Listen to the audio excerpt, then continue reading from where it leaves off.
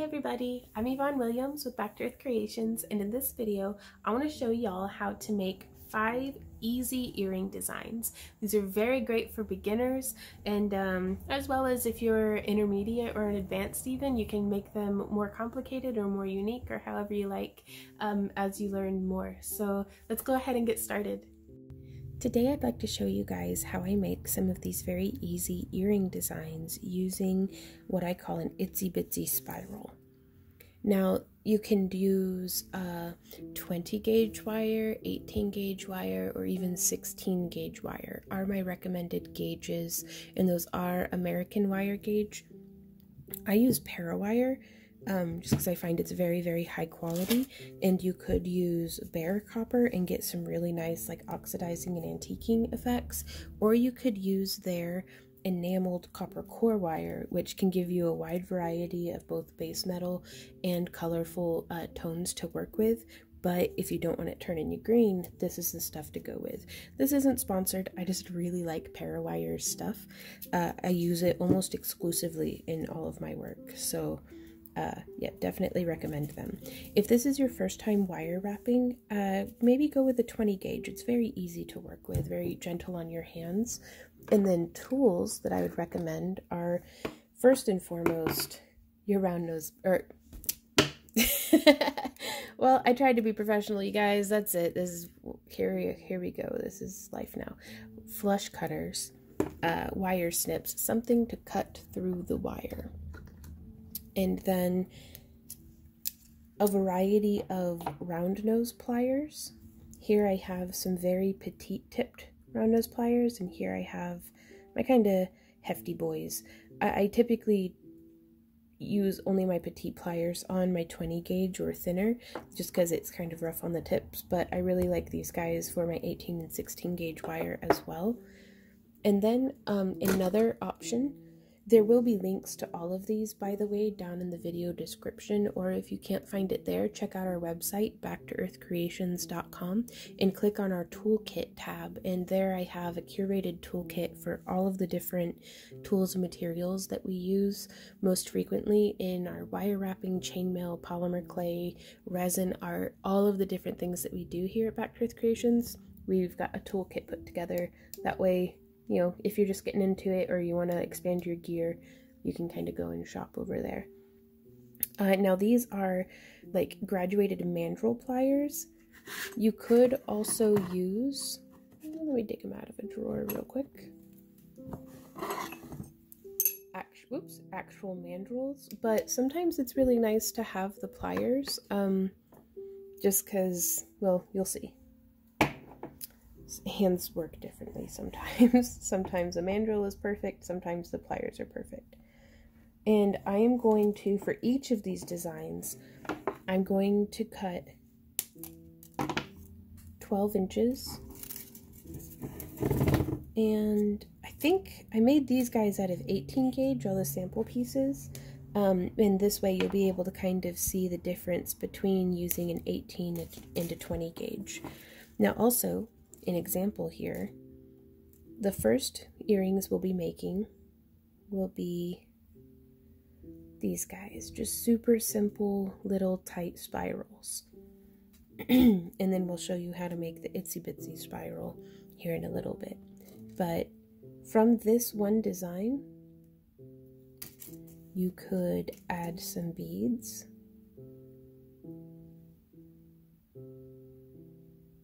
And from here, like if you have a shop or an online store or a booth at a craft show, if you have just one metal tone, but you could go and maybe get a mixed pack of beads, and you could make this same design in each of the color schemes in that mixed bead pack, and that can really help you kind of get the most out of each design for building inventory.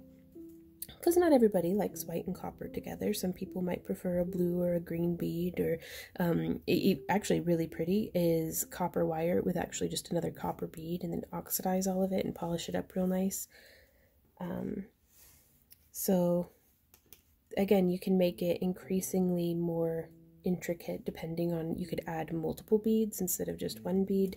But I just wanted to get you guys started on some easy designs. Now this one here, this design is incorporating both an itsy bitsy spiral and just the simple kind of stacked spiral. So we'll be going over variations of making this as well. And then this one here is very similar to the one I just showed you, but with the incorporation of beads. Which, I know that probably in the title it's 5 easy earrings. Oh, I was, sorry, I should edit this part out. I was going to do like 5 easy earrings with just wire, because I was like, that's a video. But man, just adding in some beads really helps. So it's just going to be 5 easy earrings, though we might go over 5. I don't know yet. The day is young. So let's start out actually with our itsy bitsy spiral. So just to trim off some wire and get started practicing. Now, if you do the itsy bitsy spider went up the water spout, like this is relevant. I'm not just insane. That motion that you're doing with your fingers, instead of using your pinky and thumb, let's use our index fingers. And we're twisting it around just with our fingertips touching. And so now we're going to hold our wire in between our other fingers and thumb and just hold the wire there in between. And you can just feel like, you know, you've got a good grip on it, and then twist just like that. And now you can take this and you can cinch it down a little bit tighter if you want. And something that can be very, very tricky, super duper tricky, is trying to get it to be mirror imaged. And I have a tendency to always have my right hand on top. If you take and put your left hand on top and do that same twist, then now you can see our loops here are mirror image of each other. Which sometimes whenever you're making earrings, you don't want them to be exactly the same. You want them to be mirror image. But yeah, so once we have it mirror imaged, and we're just practicing here doing the itsy bitsy spiral. So we'll keep holding it, and you can just start twisting, gripping, like I'm gripping, and then moving this wire around. And again, to keep that mirror image effect, you'll want to just, like this way, I guess I'm traveling counterclockwise. And you can keep stacking that and stacking that to make it however big as you want. So we're going to leave that one like that. And now for this one, again, we're going to want it to be mirror image. So I'm going to take this top wire, and you can see here we're going clockwise around, but you can just grip it and kind of cinch it just a little bit more, however tight you would like it, or you could have it nice and loosey-goosey, just lots of space between each of the spirals. And now we can compare these side by side. Oh, I made this guy a little tighter than what I needed to. This is a great opportunity to take, if you have some chain nose or flat nose pliers, you can just kind of grip with those instead. You can see this will make a pretty tight, nice and flat, because you want to be stacking your little spiral on the edge of each other. Let me fiddle with my autofocus, if it will. Okay. You want it to be stacking on the outer edge, that way it's flat like this. You don't want to start making it three-dimensional, that's something else. Like, so if your wire crosses on top like that, you just kind of get it scooched back over. And this is where the 20 gauge wire really is pretty great for trying to get stuff correctly positioned. So there we have them, roughly about the same size. I'm going for a very organic look, which means it can be messy and I won't be sad. So if you're very particular, make it very particular and very tidy and neat, and the exact same number of rotations and the exact same angle on the little center spirals. Like, truly, you can make this your own in whatever way that you want. You could do it extremely you know, perfect, or you could have it be all sorts of organic and sloppy and just chaos. So now from here, we could bring both of our ends up like this.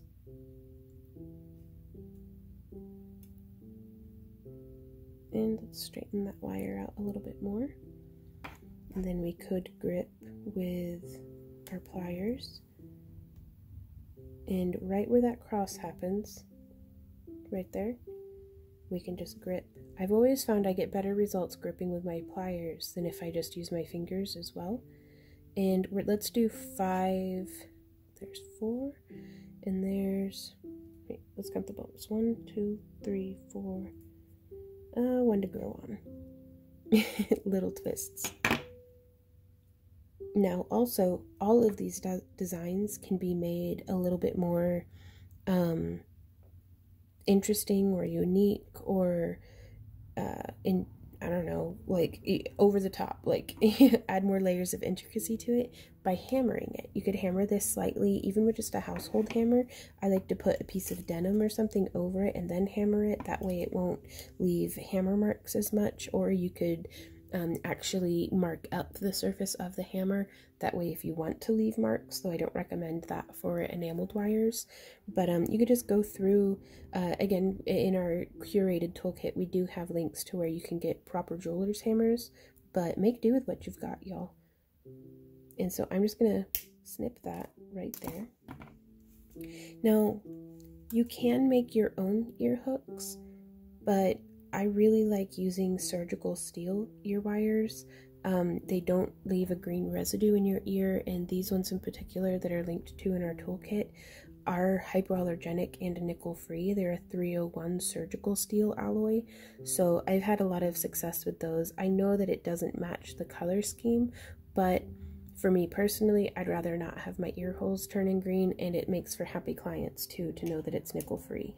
But you could use just the same 20 gauge wire to make your own ear hooks. And that is as simple as, I'm going to come through here using the smallest of the loops on our mandrel. And then I'm going to come through using the largest of the loops on our mandrel.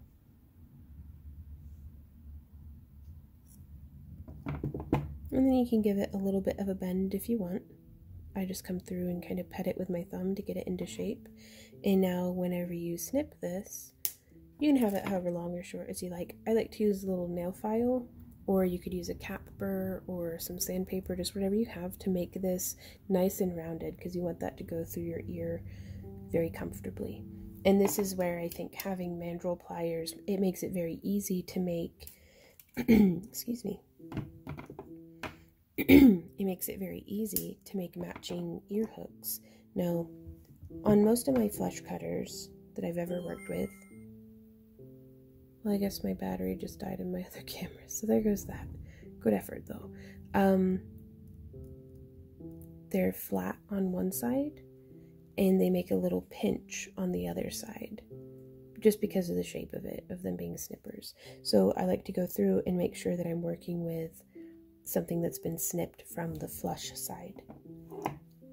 And to all y'all experienced jewelry makers out there, I am going slow because, you know, we were all beginners once.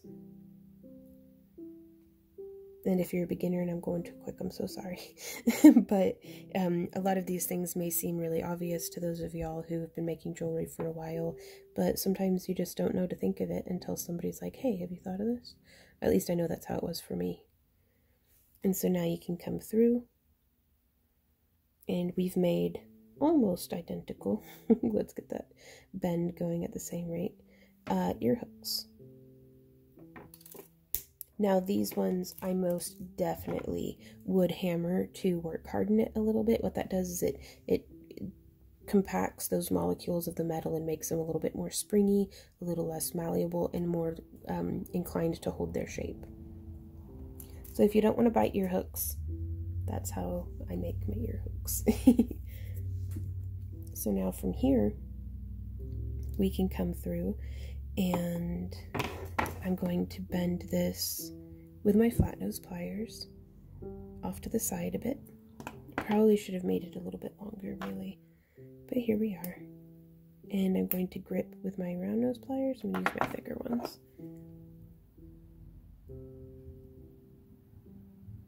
And this can be kind of tricky on the twisted wire, but be patient with yourself, you'll get it.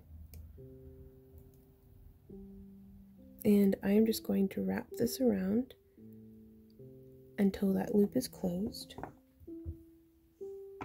And now we can come in and open up our ear hook and then hook this onto our ear hook and close it. So there's an example. Now also too, we could have done like a little wrapped loop. I could snip and file that down. Even as a beginner, if you have a design that's very, very simple in concept, there are ways that you can refine it. And that is, I have found, to always have your closures be just as good as possible. Because especially if you have your earrings on a long-haired client, you don't want them getting tangled up in their hair every time they wear their hair down. So there's that design. Now we can also make this a little bit bigger still, and from here we can, I don't know, let's get funky with it. How did I do these ones? I kind of wrapped it around the neck a bit, and what I mean by that is, like, if this is the head and this is the body, that'll be the neck. So I'm going to do a little bend. You can use your fingernails if you don't have pliers, but I find I get much better results, much more angular and replicable results whenever I use my pliers. And then we can come through and do a little bend. Again, it's like wrapping a scarf around a neck. And just wrap. And I think I'm going to leave it there at that. I'm going to give this a squish. There we are, to get everything nice and smushed together. And then I'm going to grab right here, as close to the tip of the pliers and as close to the tip of the wire as I can, and we can come in and make just a little spiral up top. And this can give us like some cool layered looks. Or if you have like a flat coin bead, you could bring the coin bead down and have made that spiral to where it's sitting on top of the coin bead. And that's the back side. Or if you do that spiral and you decide you don't like it, you can always come in and snip it off. Though I do like to smush all of my loose ends just to make sure that no pokey bits. And that's a very nice little just hangy dangle. Now you could take something like this and put any bead on it, and it can just sit like that. And these make great, you know, charms for on necklaces, earrings, bracelets, bookmarks, any sort of like window hanging that you want to make. Though I recommend beads that, as opposed to something that's opaque like this, something translucent, where the light can go through it, like this guy here. And that's just a nice, fun little charm. And then we can come up and, giving ourselves just a few millimeters, we can do a 90-degree bend.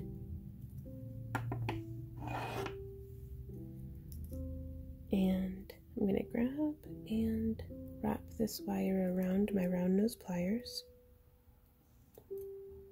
And so now you can kind of picture, if that's the body and the loop around our pliers is the head, we can just wrap this around the neck. And you can hold, I like to hold it just on my round nose pliers, but you could also hold it in your flat nose pliers if you're very bad about having a bit of a death grip on your wire. But I do recommend holding on with something because it keeps it from distorting, because we're putting quite a bit of tension here on our bead.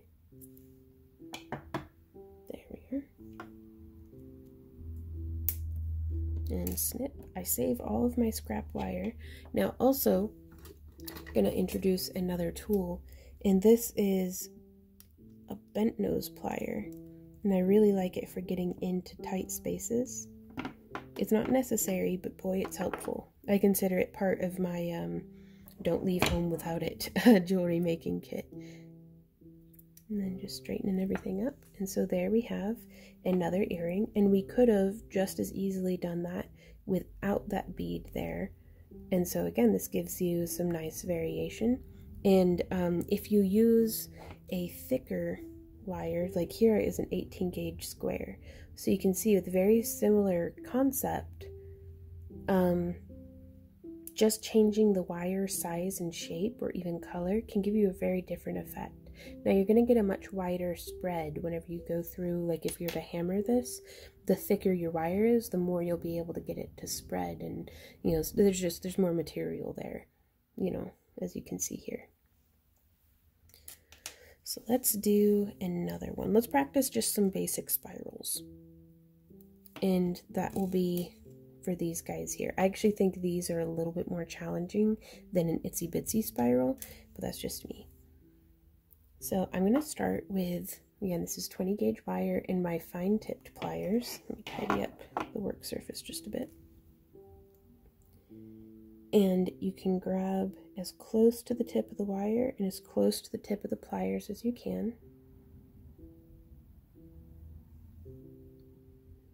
And I'm doing this motion with my hands. It's like vroom vroom, like I don't know. Just this motion, like turning a key in a lock. And I'm being careful to not squeeze too tightly with my pliers, but I am just tweaking around just a little bit. And I'm using my finger as a work surface here, because if you don't, sometimes your spirals will go three-dimensional, which can be a very cool thing, but it's not what we're going for right now, unless it is, in which case you do you. But I use my finger as a work surface because it gives me something that I can kind of press against. So from here, once we get a little bit of a spiral going, and once it gets to where it's more than one layer, so that if I were holding with my pliers, it's holding 2 layers, that's whenever I remove my pliers, because I don't want to pinch that metal and get it to stack on itself. So I'm going to grip with my bent nose or flat nose pliers. Even nylon gel pliers would be perfect for this. Let me fiddle with the autofocus. I know it would do better if I didn't have a bunch of stuff on my work surface, but that's not going to happen. So I'm gripping with my pliers and smushing that wire around. And now we're going to rotate back, hold on to it, and smush around. And rotate, and grip, and bring it around. Now sometimes it gets a little weird. That's okay. You just smush it some more.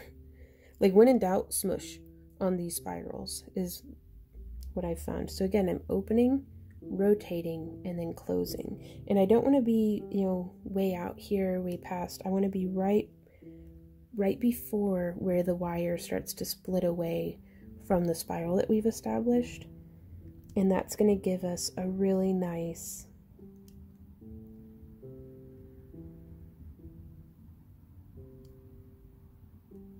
way to kind of stack that around on itself. Now from here, if you want, you can experiment with just using your fingers. And so I lay it on my finger, grip with my thumb, and I'm pushing around.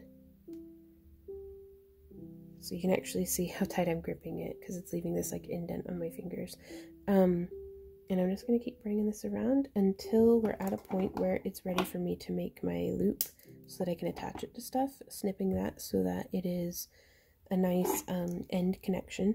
And then to keep it symmetrical with, if I were to make another to match it, I'm using the smallest loop on my mandrel pliers. And I'm going to hold on to that and just squish it around a little bit more so that everything's nice and tidy and where I think I'd like for it to be.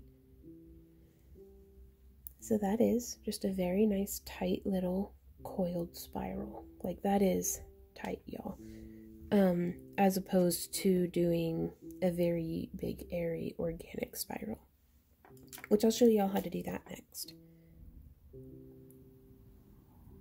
So here's an example, very slight difference of an 18 gauge wire next to a 20 gauge wire. So again, it's just a little bit of difference, but man, it can really sometimes make a huge difference. Like especially if we were to go through and hammer this, could give us a lot of contrast in the design. And then again, even just the difference between 18 gauge round and 18 gauge square, huge difference. So that's pretty neat, I think.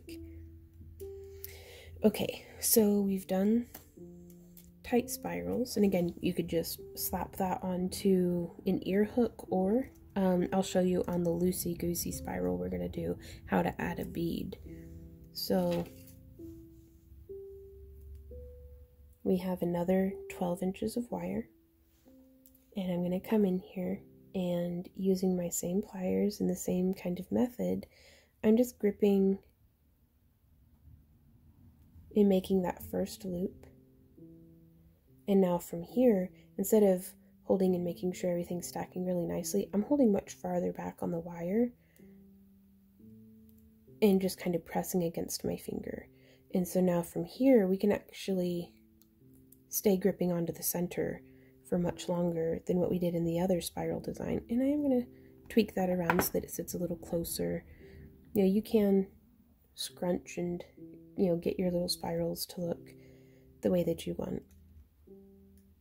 And now whenever I grip, I'm gripping around here. So again, similar concept to if it were touching our spiral, but I have it positioned out just a little bit, and I want to maintain that distance between the spirals, or between the layers of the spiral. And so this one's getting quite large, actually. That's I wouldn't feel comfortable using this in jewelry because you could grab it and it spreads apart, whereas this type of spiral, coiled spiral, is very secure. So I usually only make these guys the big open airy spirals for a few layers, and then I'll go through and do a slightly tighter, almost like the border of it. So kind of like that.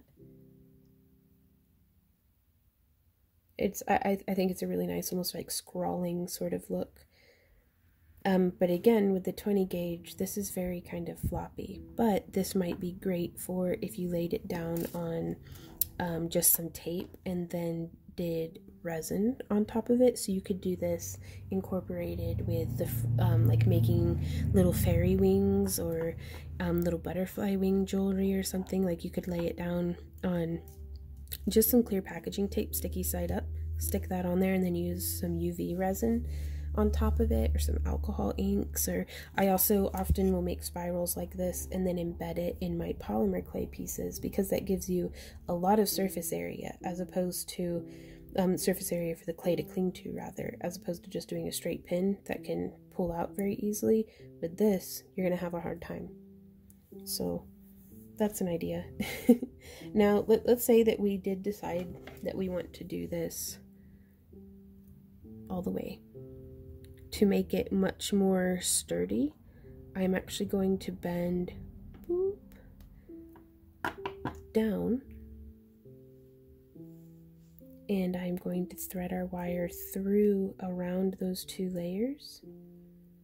And what this is going to accomplish is, now you can't, like, you'd really have to tug on that to get it to come apart. And if you want it extra stable, even more so,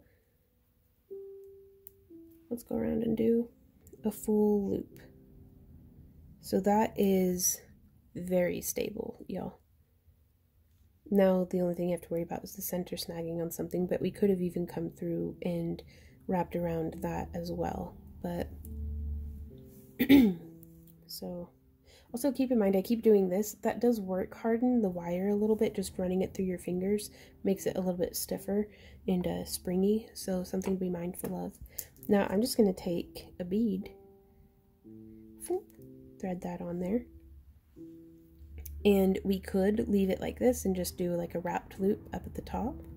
Or we could come in and do our itsy bitsy spiral with the bead in there. So I'm going to move it up just a little bit. That way we have some room for the spiral to exist. And just like how we did before, but with the bead, I'm kind of holding the bead and then a little off to the side of the bead. And we start wrapping that around. Again, that same hand motion, just holding on to the loop and to the wire. And now you can flip and actually just do it again. Now from here, I'm going to hold with my fingers and just kind of encourage it around the same way that we did this coil, but a little bit more messy because I know everything's all flat and perfect, but that's fine. Oof, and that's really, I had the bead out a little farther than what I needed to, so I'm just going to come in. You can see I just bent it in a little bit more. And from here, I'm going to snip. We could do a wrapped loop, but if you're just starting out, sometimes it's better to just get designs done and then move on and be like, oh wow, I learned this off of that and I learned that off of this. There we go. Now this one has a little bit of overhang on it. I think that's fine. You could come through and file that, or you could use your snips and snip it at a little bit of an angle. That way it's not catching too bad. Or you could smush it like that. And here we have, I'm really picturing some snowmen, you guys. Like, I think I'm very, very eager to see what you guys do with these designs and kind of how you make it your own and more unique and all the different directions that you can take these things. Because this design right here is very, very similar to this design here. I just did a little bead loop link connecting. You could make this be super ultra dangly. All sorts of things. Now I do want to show you how to do if you just want a bead, like if you didn't want that large loop there, if you just wanted this, let's show you how to do that. I feel like I've gotten really sidetracked from the original designs, but I'm still teaching y'all something. Hopefully, I hope this is helpful to you. I'm just bumbling around making crap, so we'll see how this goes. So if you want a little spiral, but you want a bead in it, what I recommend is threading on a bead. And if you wanted to do this style of earring, but with a bead in it, you would have the bead in the very center, and you could start, you know, twisting it around and stuff. But I want to have it, like we can work on making them linked together like this. So let's have it down in like the first third of the wire. And then we do our itsy bitsy spiral. And you can see how that just, it makes the loop, but the bead is there trapped in the loop. And also something that I like to make it look like, wow, how's that bead there? And so if you have your wire stack there on top and then start building out to the side, I think it gives it a really cool effect. And I highly recommend to you to experiment and see what you like. And I'm just gripping and kind of stacking it around. And if you find that, oh, it goes maybe too far, then just open it up a bit and stack it beside each other and then squish it. And so now here on the back side, we can, to kind of finish the end, do another spiral.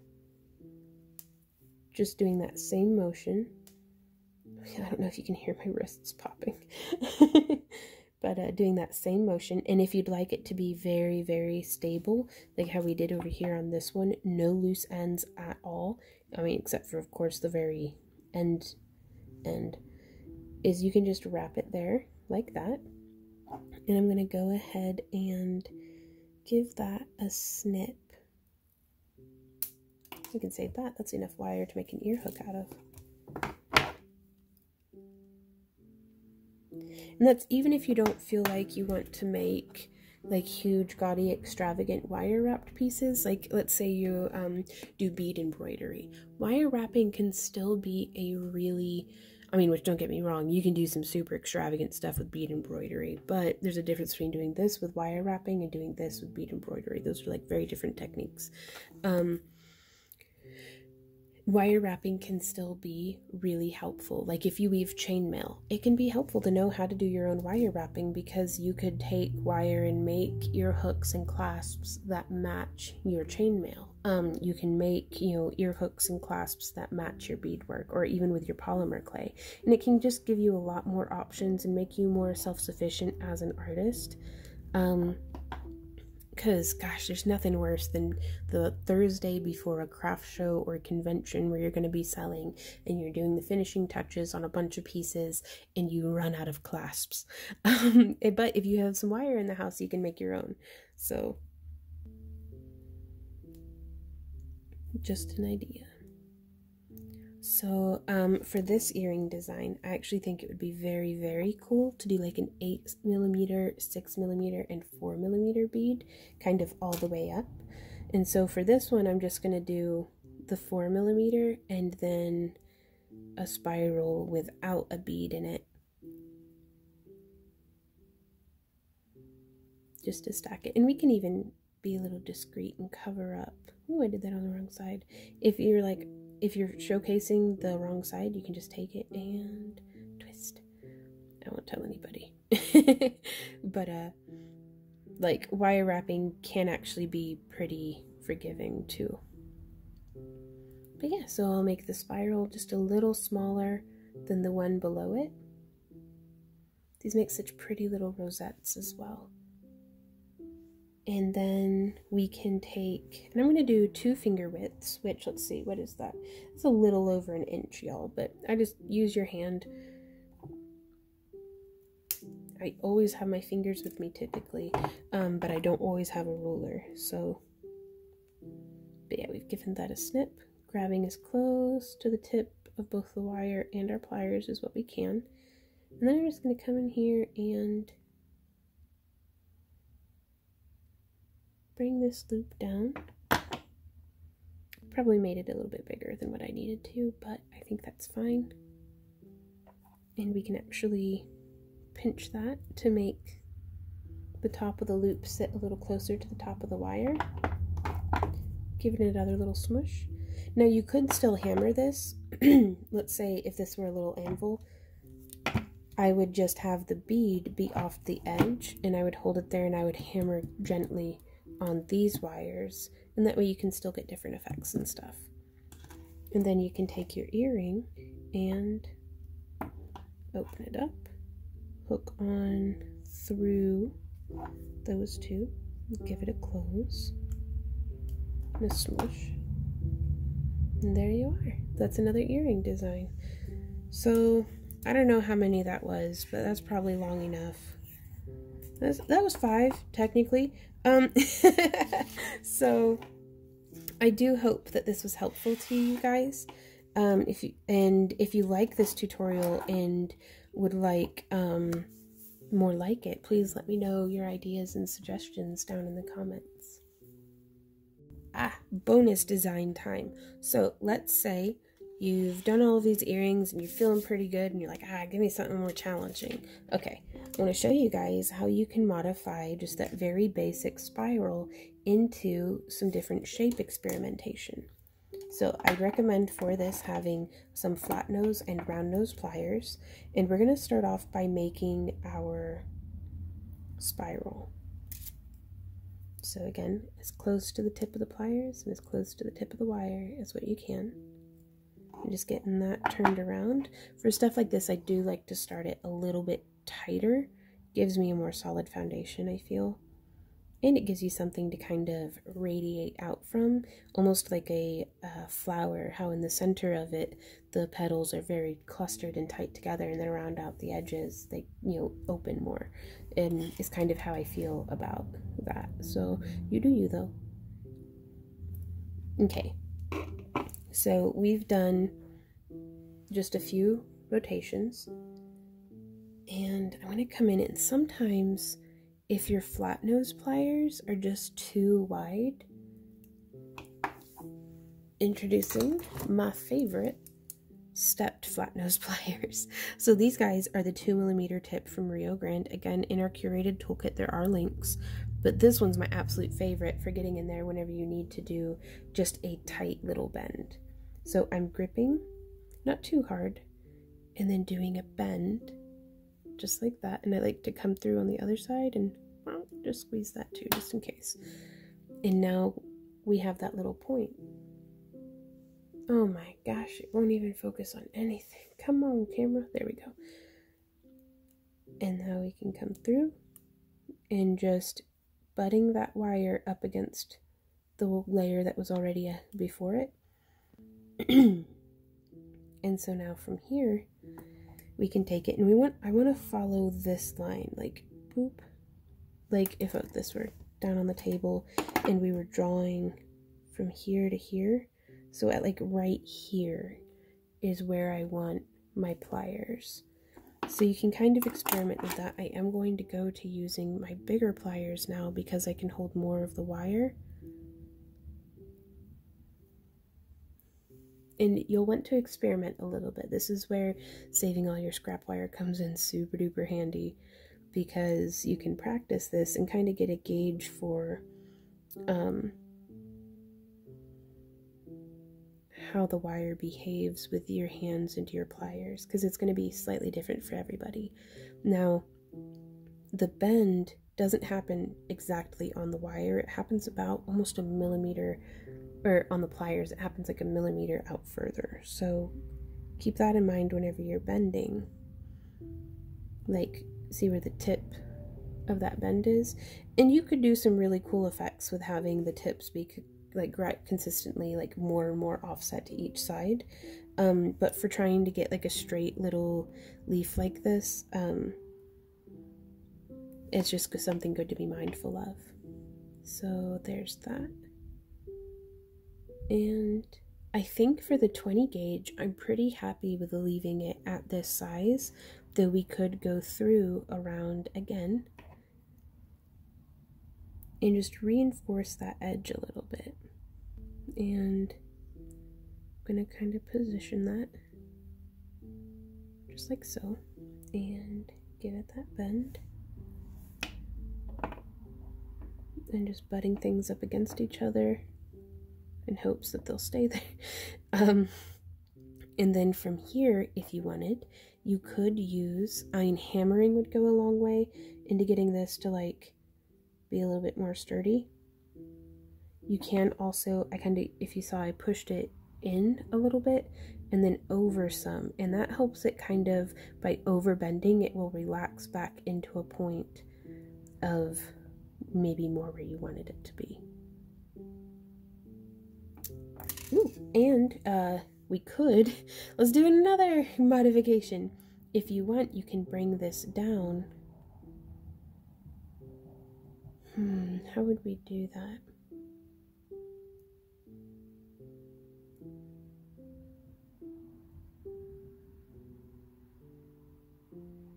I'm just trying to think real quick, trying to not hurt myself.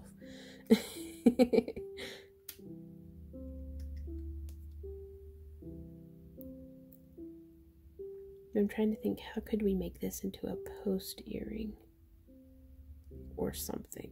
I don't know. That's my challenge to y'all. What would you do with this to make it more stable and secure, other than making it out of a thicker wire? So we can go ahead and put that loop in it though, and then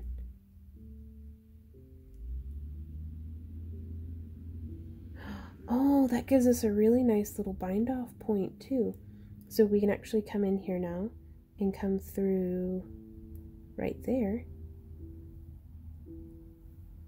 Now this isn't something that I would necessarily recommend for like an 18 gauge, but if you're using like a 20 or a 19 gauge, I put a little bit of a bend there because that should hopefully help encourage our wire to come home to that bend.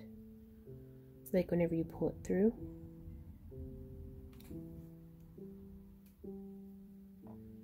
I don't know, that's an interesting idea. It didn't quite come out as snug as what I would have wanted.